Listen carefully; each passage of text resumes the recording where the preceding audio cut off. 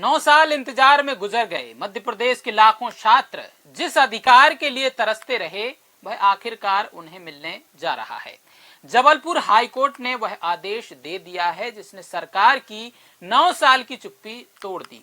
सवाल यह नहीं कि चुनाव होंगे या नहीं, सवाल यह है कि आखिर इतने साल क्यों टाले गए और इन छात्र संघ चुनावों से अब क्या बदलने वाला है। पूरी कहानी सिर्फ अगले कुछ मिनटों में। नमस्कार, मेरा नाम है पुष्पेंद्र और आप देख रहे हैं पॉलिटिक्स वाला। आओ राजनीति करें।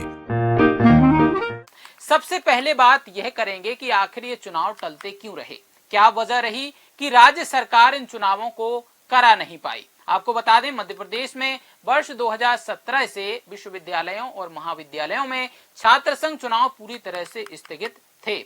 इस विलंब के पीछे ना तो कोई एक दल उत्तरदायी रहा और ना ही कोई ठोस कारण। शायद मध्य प्रदेश के छात्र ही चुनावों को लेकर उतने उत्साहित नहीं रहे हैं जितना कि उनको होना चाहिए था। इसके अलावा सरकारें भी, भाजपा और कांग्रेस दोनों सरकारों ने बारी बारी से किसी न किसी बहाने चुनाव टाले।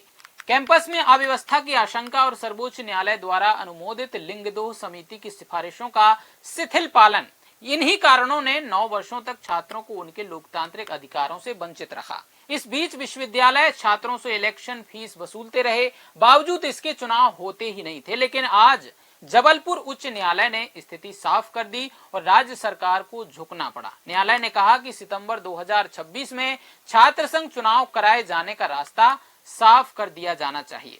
देखिए, छात्र संघ चुनाव इसलिए जरूरी हैं क्योंकि ये कॉलेजों के छात्रों को अपने प्रतिनिधि चुनने और अपनी बात प्रशासन तक पहुंचाने का मौका देते हैं।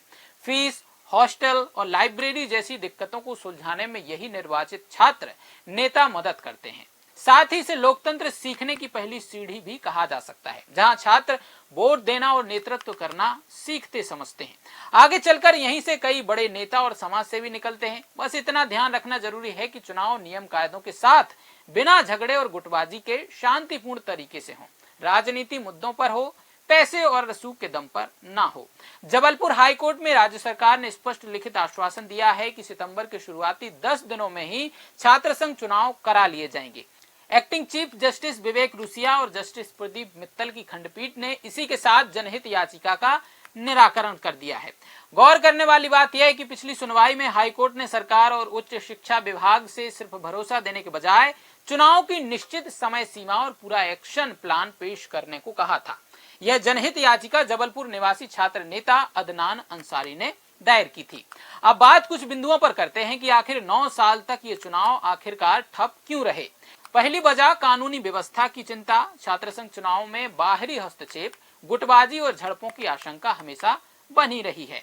इसके पीछे एक दर्दनाक इतिहास भी जुड़ा है। वर्ष 2006 में उज्जैन में प्रोफेसर एच.एस. साभरवाल की हत्या के बाद से सरकारें सुरक्षा को लेकर बेहद सतर्क हो गई थीं और यही सतर्कता आगे चलकर टालम टोल की वजह बनती चली गई।